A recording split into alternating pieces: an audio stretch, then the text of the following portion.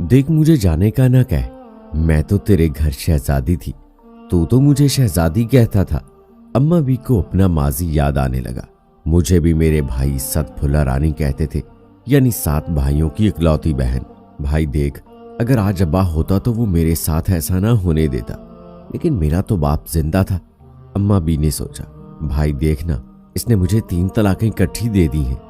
अब तो कोई जवाज नहीं उस घर में जाने का। अरे पगली, तू 3 की बात करती है, मैं 5 तलाकों का दाग पेशानी पर लिए बैठी हूं। उसका भाई मुसलसल कह रहा था, तू घर जा, मैं तेरे बच्चों को खिला सकता हूं क्या। अम्मा बी को अनमोल की बातें सुनकर अपना माजी याद आने लगा। चौधरी निजाम के घर 7 बेटों के बाद बेटी ने आंख खोली। चौधरी साहब खुशी से फूले न समा रहे थे। सबसे कहते फिर रहे थे, मेरे आंगन में तो बहार आ गई है। उसका नाम भाई ने कुलसूम निजाम रखा था। वक्त ने उड़ान भरी, पता ही न चला कुलसूम का कद माँ के कद के बराबर हो गया। अम्मा कहती थी, लड़कियां तो अंगूर की बेल की तरह होती हैं, बड़े होते पता ही नहीं चलता। वो अपनी सखियों सहेलियों के साथ हर वक्त बाग में पाई जाती। उस पर जवानी का खूब रंग चढ़ा था और इसी खूबसूरत रंग पर किसी बदफाल की नजर पड़ चुकी थी। एक दिन अब्बा घर आए और कहा कि मैंने कुलसूम की मंगनी कर दी है। कुलसूम गई थी अब्बा के पास, लेकिन अब्बा ना माने। अब्बा, मेरे प्यारे अब्बा, मुझे पढ़ना है, अभी तो मैंने सिर्फ मैट्रिक पास किया है। पुत्र, जितना पढ़ना था पढ़ लिया। शरीफ लोग बेटियों को यूं घरों में नहीं बिठाए रखते। फिर भी अब्बा, बस मैंने जो बात कह दी वो कह दी, और कुछ नहीं सुनूंगा। उसने अपने बाप का कठोर रूप पहली बार देखा था। उसे पहली बार अपने बाप पर गुस्सा आया था। उसे यकीन था वो अपने बाप को राजी कर लेगी, लेकिन जिंदगी उसके लिए एक कड़ा इम्तिहान लाई थी। उसकी चट मंगनी पट ब्याह हुआ। उन्हें कहा कि 3 बोलों में कुलसूम निजाम से कुलसूम साबिर बन गई, और उसे अपनी जिंदगी में सब्र ही तो करना था। अपने बाप की मोहब्बत की पट्टी तो उसे रात उतर गई थी जब साबिर ने उसे पहली रात कहा था, ओ मेरी रानी, तुझे पता होना चाहिए तेरे बाप ने मेरे साथ सौदा किया है। उसे क्या कहते हैं अंग्रेजी में? हाँ, डील डील वही की है। चौधरी निजाम जमीनों का व्यापारी था, पता नहीं बेटी का कब से बन गया। कुलसूम जब्त के कड़े मराहिल से गुजर रही थी। उसे वो जमीन चाहिए थी, और मुझे तू, वो अपने गंजे सर पर हाथ फेरते हुए हंसा।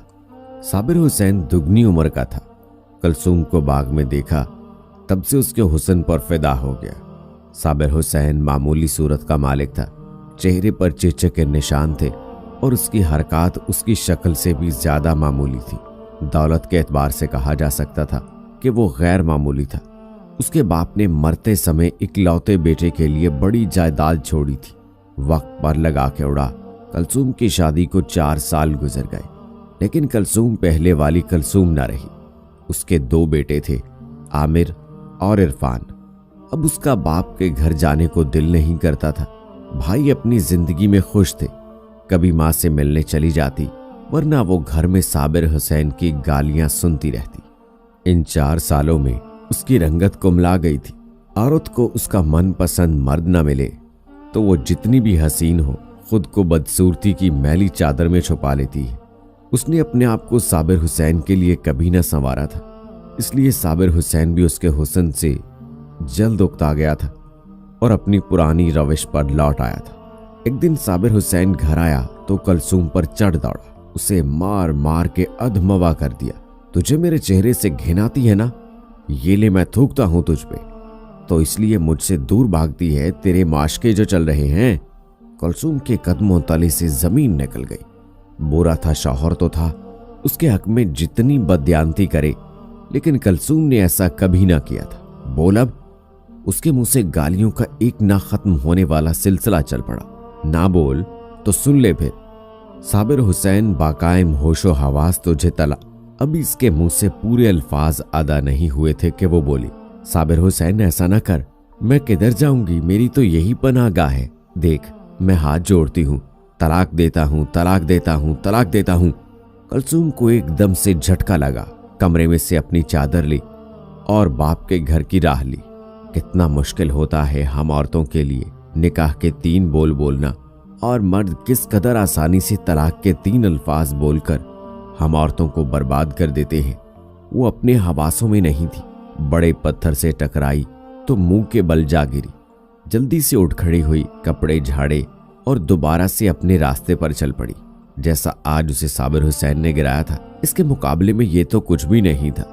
वो घर के दरवाजे के सामने खड़ी थी, अंदर जाने से गुरेज कर रही थी, लेकिन वो अंदर चली गई। वो माँ को तो हमेशा कहती थी वो खुश है, लेकिन माएँ हर बात का भेद पा लेती हैं। उसकी माँ ने भी उसका भेद पा लिया था और उसको खामोशी इख्तियार करने का कहा था। वो घर के अंदर दाखिल हुई तो माँ ने अपना दिल थाम लिया। बेटी को इस हालत में देखकर वो दौड़कर इसके पास गई। क्या हुआ मेरी धी रानी? अम्मा, उसने छोड़ दिया। अम्मा, वो कहता है कलसूम बदकिरदार है। फिर चुप। ना मेरी धी, ऐसा नहीं है। तू ऐसी कह रही है ना? अपनी माँ के साथ झूठ तो ना बोल। मैं भेजती हूँ तेरे बाप भाइयों को, बात करते हैं उससे। अम्मा, अब बात करने को कुछ बाकी नहीं रहा। अम्मा, उसने मुझे तलाक दे दी है। अम्मा, तू तो कहती थी तलाक देने से अर्श हिल जाता है। अम्मा, उसका दिल नहीं कांपा होगा। अब्बा और भाई कमरे में बैठे इस मामले पर गौर कर रहे थे। कलसूम एक कोने में सिमटी बैठी थी। उसे खौफ था गलत फैसले का। कलसूम मेरी बहन, शायद साबर पाजी ने ऐसा ना कहा हो, तुझे सुनने में गलती हुई हो। उसने खामोशी की चादर ओढ़ ली थी। क्या वो बहरी है जो ना सुन सके? अम्मा ने जवाब दिया। अम्मा, तू चुप कर जा। मेरी धी सियानी है, अपने बाप की लाज रखेगी। चल पुत्र, तुझे घर छोड़ाऊं, देर हो रही है, तेरे बच्चे इंतजार कर रहे होंगे। बाप ने बाजू से पकड़कर उठाने की कोशिश की। वो मट्टी का मुजस्मा बनी बैठी थी। अच्छा अब्बा, छोड़, आज रात यहीं रहने दे, सुबह मैं अपनी बहन को छोड़ाऊंगा। रात को हर तरफ हू का आलम था। उसकी आंखों से नींद कोसों दूर थी। जब वो छोटी थी तो उसके अब्बा और भाई कितने अच्छे थे ना, लेकिन आज सबसे बुरे मर्द लग रहे थे। कमजोर और गैरत के नाम पर ये बेगैरत। वो रब से शिकवा करने लगी। इतनी सोहनी शक्ल दे के तूने मेरा नसीब किस कदर गलत लिख डाला। नहीं नहीं, फिर उसे अम्मा की बात याद आई।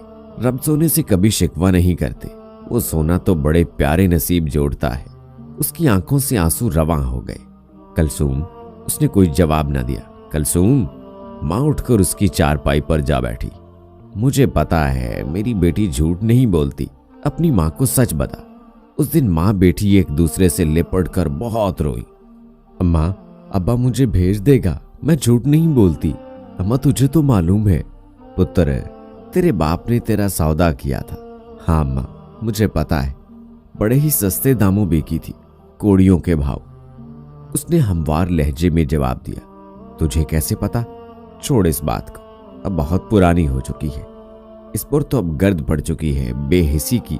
पुत्र, अगर तेरा बाप तेरे साथ जबरदस्ती करने लगे तो ये पता ले तो चली जाना, शहर में रहती है, मेरी मासी है, ठीक है ना? इसने पता थाम लिया था। चल उठ कलसूम, तुझे घर छोड़ाऊं। अब्बा, तो मेरी बात समझना। और चल पुत्री, वो कल आया था, शर्मिंदा था, बड़ी माफिया मांग रहा था, कह रहा था गलती से चंद अल्फाज बोल दिए, वरना कहने का इरादा नहीं था। और शाकर, और तेरी बहन को फारिग कर दिया है। वो उनके डेरे पर आया और कहा अपनी बीवी नहीं तो नौकरानी तो बन सकती है ना। और वो मकरू हंसी। ओ तेरी तो सबसे छोटा इस पर चढ़ दौड़ा। तेरी ये हिम्मत! और शेर, मुझे लगता है मेरी जमीन के अनाज ने तुझ पर बड़ा असर डाला है। गीदड़ से शेर बन गया है। उसके गिरेबान तक जाते हाथ रुक गए। कल सुबह तक अपनी बहन खुद छोड़ देना, वरना जमीन को छोड़ देना। वो चला गया था। अब्बा जमीन को कैसे छोड़ सकती? बड़ी अच्छी फसल आई है इस बार। अब्बा कलसूम को भेज दे। फिर वो कह रहा है ना नौकरानी बनाकर रखेगा, बच्चे भी बड़े हो जाएंगे, चल जाएगा गुजारा। जिस दिन कलसूम अपने घर गई थी उस दिन एक बुढ़िया ने कहा था कहीं कोई गुनाह सरजद हुआ है, खुदा के कहर की आंधी है। कलसूम अपने बाप और भाइयों के सामने हार गई थी।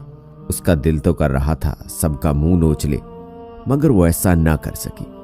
साबिर हुसैन नौकरानी की हद से आगे आने लगा था, उसे बीवी समझने लगा था, लेकिन उससे बर्दाश्त ना हुआ। वो वाकई इज्जतदार लड़की थी। वो भाग गई थी घर से हमेशा हमेशा के लिए। पीछे उस लड़की से सब नफरत करने लगे थे। वो सच्ची होते हुए भी गुनाहगार ठहराई गई थी। वो उस पते पर गई थी। मासी उस वक्त बिस्तर पर पड़ी थी। उसने मासी की खूब खिदमत की। आखिरी वक्त में वो अपना पेशा उसे सौंप गई थी। मासी की बहुओं और बेटों ने खुदा तरसी करके एक कमरे का मकान बनाकर उसे दे दिया था। वो वहीं रहने लगी। आज 25 साल गुजरने के बाद भी वो वहीं रह रही थी। मोहल्ले वाले उसका एहतराम करते थे, उसकी मदद करते, क्योंकि वो उनके बच्चों को कुरान पढ़ाती थी। मासी की छोटी बहू गई थी। जब अम्मा फौत हुई, उसने आकर बताया था कि तेरे बच्चे तुझसे नफरत करते हैं। उसने लफ्ज नफरत को गौर से नहीं सुना था। उसे तो बस तेरे बच्चे लफ्ज सुनाई दिया था। मेरा आमिर तो गबरू जवान हो गया होगा, और इरफान, वो तो मेरा शहजादा था। कैसे थे वो? कलसूम तो कितनी भोली है। मैंने कहा नफरत करते हैं। अच्छा कोई बात नहीं, मैं तो उनसे मोहब्बत करती हूं ना। अनमोल आई थी अम्मा ही के पास दुआ कराने कि अल्लाह उसके भाई को हिदायत दे, और उसे हिदायत मिल गई थी। वो अनमोल को अपने साथ ले गया था। माहाना खर्च भी देता था। अनमोल भी नौकरी कर रही थी। अब सारा बोझ तो भाई पे नहीं डाल सकती थी। अम्मा भी के भाइयों के दिलों पे मोहर लग चुकी थी। अम्मा भी सोचे जा रही थी, दुनिया में बहुत सी लड़कियां कुलसूम जैसा नसीब लेकर पैदा होती हैं, मगर भाई उनका सौदा नहीं करते। बच्चे अपनी माओ से नफरत नहीं करते, जैसे अनमोल के बच्चे जो उसके साथ रहते हैं। आज कुलसूम खुद को दुनिया की खुशकिस्मत औरत तस्वर करती थी। वो इस छोटे से मोहल्ले की अम्मा भी थी। उसके पास हर कोई अपना मसला लेकर आता था। उसने दुनिया की मोहब्बत छोड़कर रब सोहने की मोहब्बत इख्तियार कर ली थी, इसलिए आज वो कामयाब थी। उसको अपने 2 बच्चे खो जाने का कोई अफसोस न था, क्योंकि रब सोहने ने उसे इतने बच्चों से नवाज दिया था। हाँ ना, वो सब उसके बच्चे थे, उसे अम्मा भी कहते थे। वो ये सब बातें सोचकर मुस्कुरा दी। कुलसूम, रब ने तेरे साथ बड़ा भला सौदा किया है। झूठी मोहब्बत लेकर असली मोहब्बत अता कर दी। तुझे इश्क हकीकी के मनसब पर बैठा दिया। ये कोई माड़ा सौदा नहीं है। ये कहकर वो मुस्कुरा दी। आज उसने दिल से सबको